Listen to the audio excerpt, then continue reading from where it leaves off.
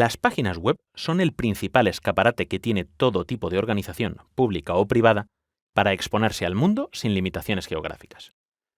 Esta carencia de limitaciones geográficas y exposición hacen de la página web una fuente de información muy útil y veraz para potenciales atacantes mediante ingeniería social, y para cibercriminales que quieran acceder a la información almacenada en el servidor web, a vandalizar la propia web o a utilizar los recursos del servidor para realizar otro tipo de acciones maliciosas, como envío de spam, propagación de malware, funcionamiento como proxy para camuflar al atacante en otros ataques, etc. Oficialmente, la web fue inventada en 1989 por Sir Tim Berners-Lee. En concreto, lo que denominamos como World Wide Web, las tres famosas W. Desde entonces, la web ha evolucionado mucho. Ya no tenemos contenidos estáticos que haya que actualizar manualmente mediante el lenguaje de etiquetado HTML directo. Desde hace bastantes años utilizamos lo que se conoce como gestores de contenido, o CMS por sus siglas en inglés. Sin embargo, los CMS son solo la última capa de software que ve un desarrollador o un generador de contenidos a la hora de componer su página web. Los otros elementos esenciales son el propio servidor que la aloja, el software del servidor, la base de datos que almacena el contenido y los procesadores de lenguaje que interpretan código a nivel de servidor o en el navegador del propio cliente. Los software de servidor más famosos utilizados en la actualidad son Apache, desarrollado por la Apache Software Foundation y lanzado inicialmente en 1995, y Nginx, 9 años más joven que Apache y lanzado por la compañía del mismo nombre. El propósito de estas aplicaciones es responder a solicitudes HTTP o HTTPS entregando contenido web para ser renderizado por los navegadores de los clientes. Esencialmente, un servidor web responde a peticiones GET, que corresponde a una solicitud de nivel de aplicación en la pila OSI, que se establece normalmente mediante TCP en el puerto 80 o 443. La consulta realizada por el navegador se hace exclusivamente mediante la URL, y esta puede incluir variables para que el servidor tenga más información sobre lo que debe devolver al navegador. HTTP también tiene otro tipo de peticiones, además de GET. La siguiente más utilizada es POST. Mientras GET suele emplearse para solicitar datos al servidor, POST los envía. Por ejemplo, al rellenar un formulario en una web, un email en webmail o subir una foto a una red social. El contenido del mensaje enviado se adjunta al cuerpo de la solicitud HTTP POST y no tiene limitación de tamaño. PHP es un acrónimo recursivo que en inglés significa PHP Hypertext Preprocessor, o lo que es lo mismo, procesador de hipertexto PHP.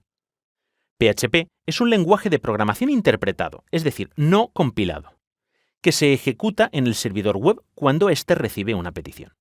Fue creado en 1995 y actualmente va por su versión 7, aunque la 5 sigue siendo la más utilizada. El módulo de interpretación de PHP es el más habitual en el mundo para generación de páginas web dinámicas y el más instalado en los servidores. Según W3Techs, en 2018 se podían encontrar PHP en el 83,5% de las webs que se podían analizar. Esto significa que es un sistema muy vigilado, tanto para encontrar vulnerabilidades que permitan ataques como para encontrar soluciones a las mismas. Además, están las bases de datos. Estas aplicaciones sirven para almacenar de forma estructurada información sobre contenido de páginas, títulos, enlaces, etc. De hecho, las bases de datos más habituales en servidores web son las de tipo SQL, es decir, lenguaje de solicitudes estructuradas. La más famosa de ellas es MySQL, aunque no la única, ni la mejor según para qué se utilice, el tiempo de respuesta esperado o la cantidad de información a gestionar, si es muy grande o no lo es. Por ejemplo, el CMS WordPress utiliza MySQL, y este CMS está presente en casi el 60% de las páginas web. Estas bases de datos almacenan información sobre la propia web, que ve el usuario que se conecta desde su navegador, pero también del CMS e incluso las credenciales y mensajería que pueda gestionarse desde aplicaciones añadidas al mismo, como formularios web, por ejemplo. Los gestores de contenido más utilizados son WordPress, Drupal, Joomla, Squarespace y Magento, que suman casi un 75% de cuota de mercado siendo 59,8% para WordPress. Son aplicaciones que implementan una interfaz gráfica y amigable, también en formato web, para que el administrador de esta pueda diseñar su web y los contenidos de esta sin muchas complicaciones ni conocimientos especiales de programación. Por lo tanto, si queremos establecer unas buenas medidas de seguridad en nuestro principal escaparate al mundo, la web, debemos saber cómo se estructura y funciona un servicio web. Debemos conocer los elementos que componen la arquitectura de nuestra web, desde su nombre de dominio hasta el hosting en el que se aloja, pasando por todo el software que utilizamos, tanto desde el lado del servidor como del navegador. Entender los lenguajes de programación empleados para poder analizar lo que utilizamos y saber qué nos aporta de bueno y de peligroso.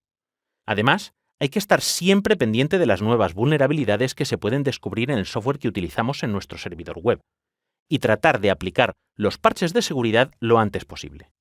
Por último, nunca está de más comprobar y verificar la calidad y seguridad del proveedor de servicio, porque la seguridad del servidor web también depende de la seguridad del sistema operativo sobre el que se instala.